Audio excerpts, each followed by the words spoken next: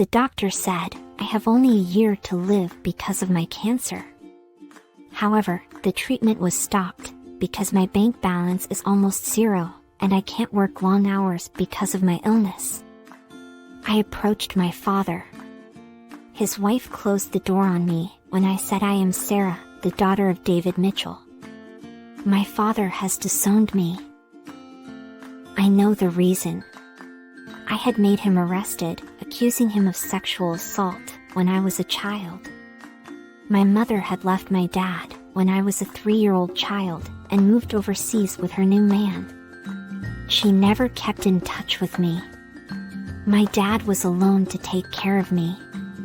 It was a tough situation for him.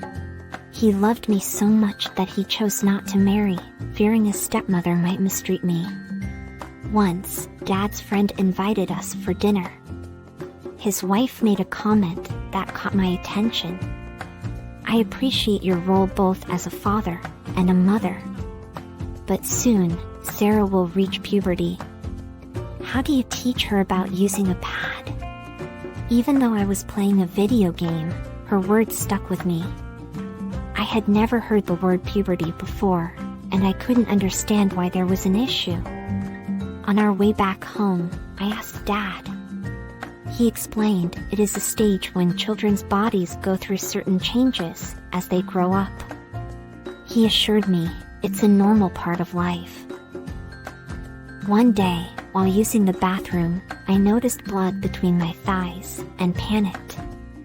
Fortunately, I hadn't locked the door, and my dad came rushing in when he heard me cry out. "Don't worry, I'll be right back." He returned to the bathroom within a minute, holding a packet. It seemed he was prepared for this situation. He patiently taught me how to use a sanitary napkin. Sometimes, we would visit Dad's friend and his wife. One day, Aunt asked me, "Who taught you how to use a sanitary napkin?" I found her question strange. Obviously, my dad. Her response surprised me. "Your dad?" I would never have allowed my husband to do that when my daughter reached puberty. It's disgusting for a man to teach a girl something that only a woman should do. At 11 years old, I could understand her bitterness. I had seen news reports about young girls being sexually assaulted by older men, sometimes even by their own uncles or fathers. When we returned home, I asked my dad about Aunt's comment. He smiled and said, "Auntie's daughter is fortunate to have both a father and a mother. But you have only a father, who becomes a mother when necessary." When I grew older, my dad bought me my first bra. I had heard from my friends that their mums had taught them how to wear a bra. I thought if my dad offered to help, I would decline, since he was a man. However, my dad didn't assist me. I learned it on my own. An electrifying piece of news spread throughout my school. One of our classmates' fathers had been arrested for child molestation. Next school holiday.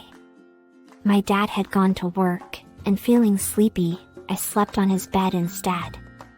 To my surprise, when I lifted his pillow, I discovered 2 adult magazines with explicit photos of women. It was a pivotal moment in my life. Did my dad need sexual content since he didn't have a wife or girlfriend? I returned the magazines to where I found them and went back to my room. Later, I stumbled upon some adult DVDs hidden in his bedroom. A doubt crossed my mind, is my dad a pervert? Despite my age, my dad would only watch children's movies on our TV. One day, I asked him if we could watch movies rated for 15+, since I was no longer under 15. He replied, "You will always be my little child." I couldn't comprehend this double standard from my dad. I was certain he watched adult movies when I wasn't home.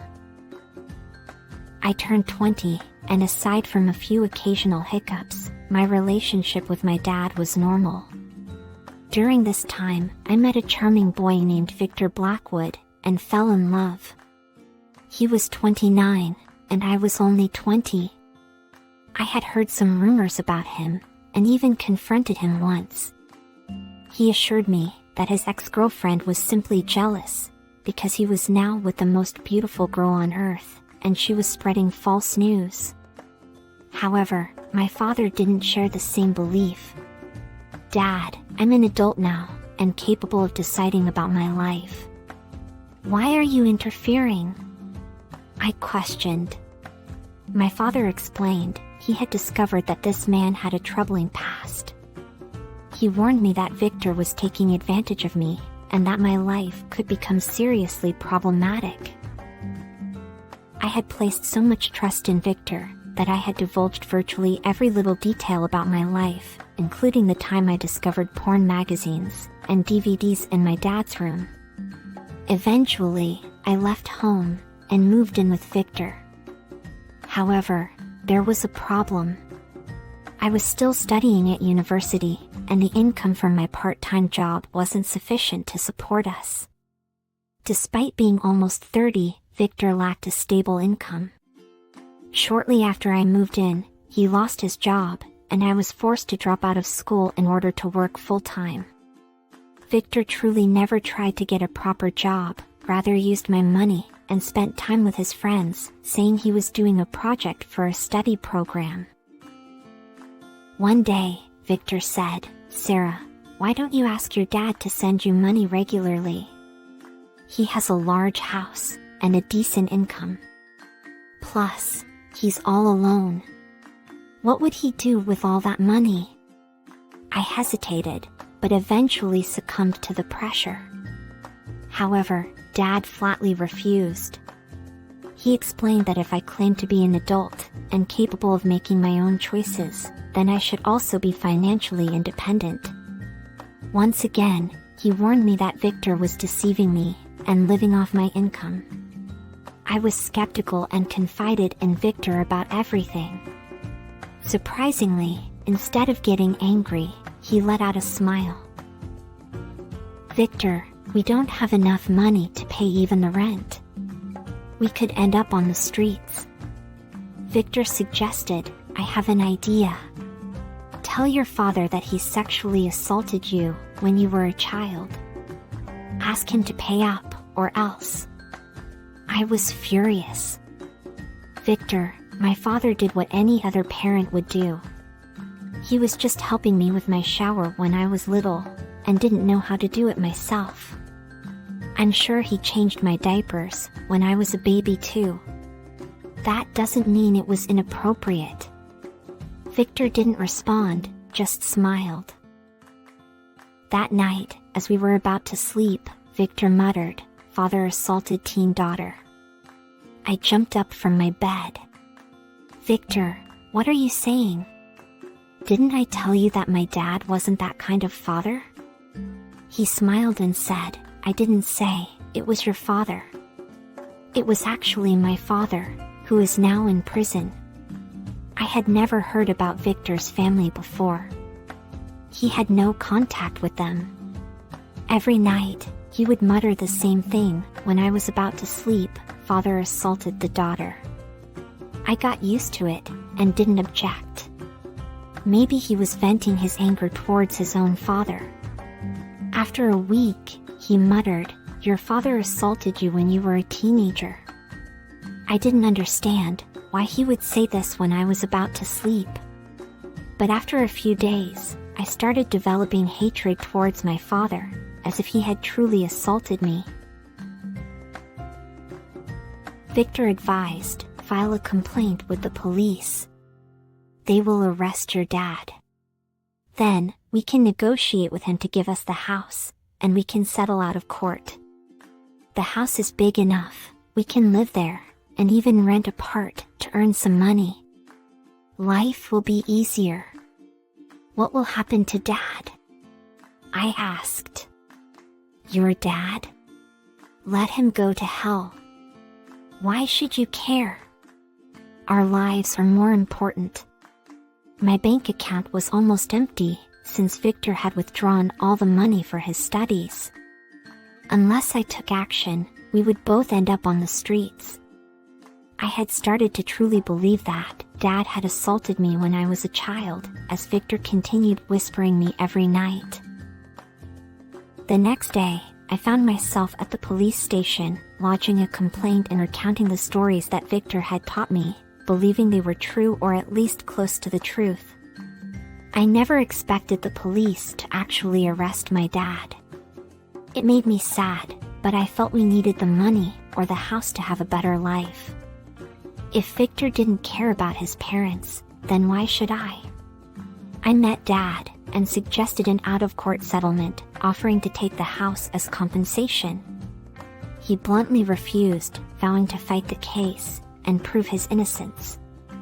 Victor's plan to obtain money or the house had failed.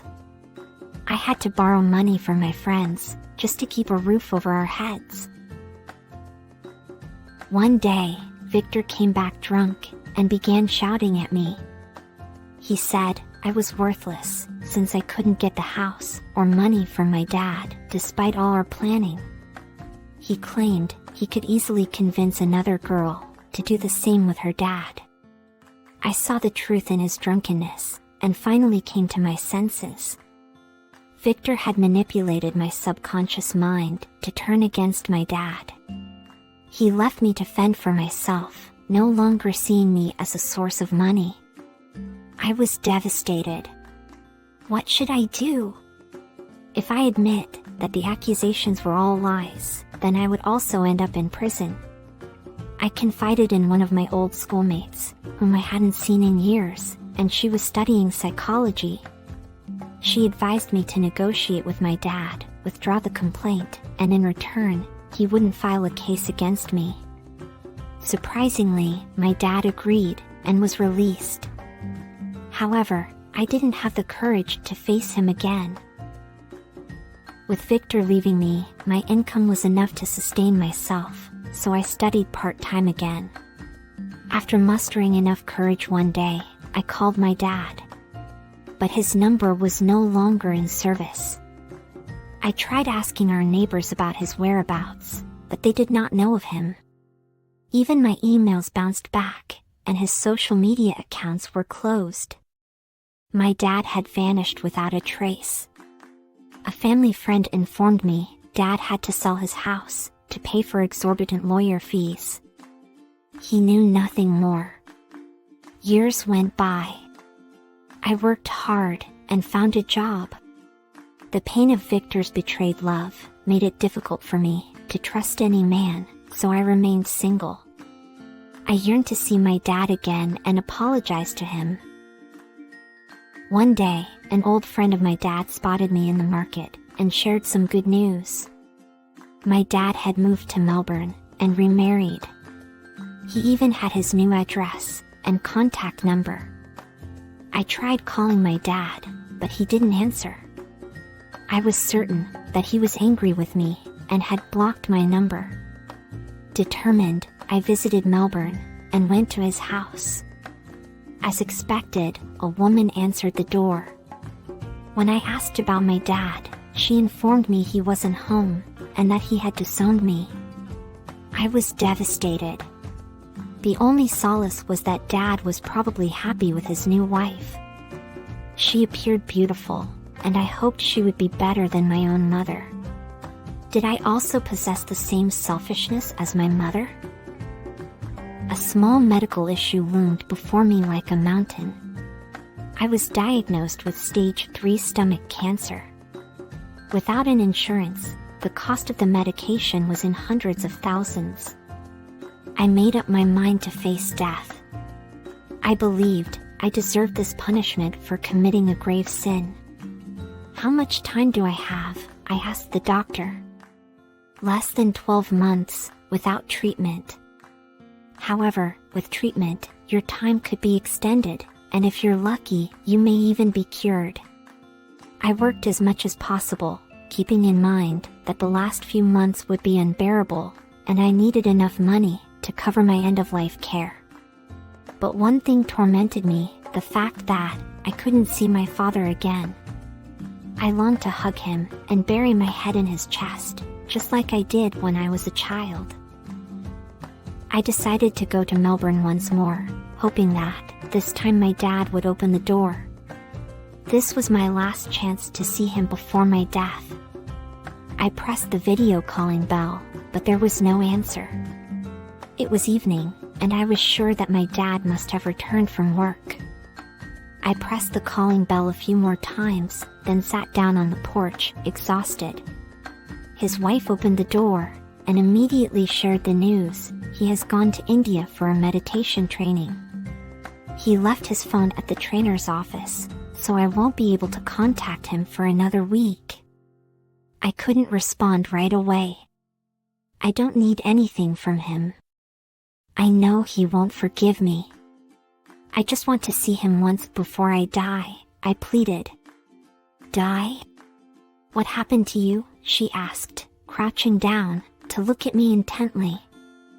I'm dying of cancer. I don't have enough money for the expensive treatment. She remained silent, processing the information. I'm sorry, ma'am, I'm not here to ask for money. I just want to see my dad again, and then go back. Can I stay at a hotel and wait for him to return? I wondered how I would afford a hotel room. I struggled to stand, using the wall for support. She came closer, as if sensing the truth in my words. Come inside, she said. Maybe I misheard her. I stood frozen in place. Sarah, please come inside. Bring your bag. I entered the house, wondering what had changed between then and now. I was about to sit on the sofa, but she led me to a bedroom. This is your room. Get some rest, and I'll cook something for you. You look famished.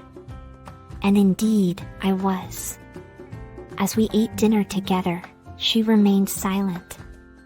I can't talk to your father. You know he has disowned you. I know. Will he be angry with you for letting me stay here? No, your father isn't that type of man. I am his wife, and I can make decisions when he's unreachable. I felt a glimmer of relief. I realized I didn't even know her name. How should I address you, Mrs.? I'm Laura. You can call me Mom, if you'd like. I would appreciate it. Mom? I had never even seen a photo of my own mother. She left when I was barely 2. Am I so fortunate that I could have another mother? And for how long? Until my dad returns and tells me to leave? Let that be. All I wanted was to see him, apologize, and then await my fate. 2 days had passed when she took care of me and provided me with nourishment. It was during one of those days that I mustered the courage to express my gratitude to her. Mother, I said, your kindness knows no bounds. I couldn't ask for more than what you have already done for me. If my father were to come, I would gladly return to Sydney after meeting him. Curious, she inquired, why would you want to go back? I have a job there, I explained. I need to earn enough money to cover my terminal care expenses. She came closer and sat beside me, her voice filled with hope. I spoke to a specialist, a friend of mine, who informed me of a new cure. There's a chance you could be cured. Cured? I asked, slightly taken aback. My doctor mentioned it before, but the cost was astronomical. I simply can't afford it. She reassured me, don't worry about the money. But Mom, my father has disowned me. He won't pay for my treatment. I've brought so much shame upon him. Why do you think your father is the only one with means? I have my money, and I will gladly use it for my daughter. Overwhelmed with emotion, I couldn't hold back my tears. She embraced me tightly, offering comfort and solace. Months passed, and I continued to live with my father, and my newfound, yet genuine, mother. My treatment was progressing, and my health was improving. I stayed in Melbourne, so that I could regularly visit my parents. Through this challenging journey, I learned some valuable lessons. Laws were enacted to provide more protection for women, and I realized the importance of not abusing them. Love may be blind, but when a close family member has a gut feeling that something is amiss, it is crucial to sit down and reflect on whether we are making the right choices. I have narrated my life story to S.A. Spencer, the novelist. He has written historical thrillers and romances like The Pink Mutiny, The Blackwaters, and women's literature, Dream in Shackles. These books are available in Amazon. The links are in the description below. If you enjoyed this video, please like and subscribe to encourage more stories. Feel free to share your thoughts and opinions in the comments section.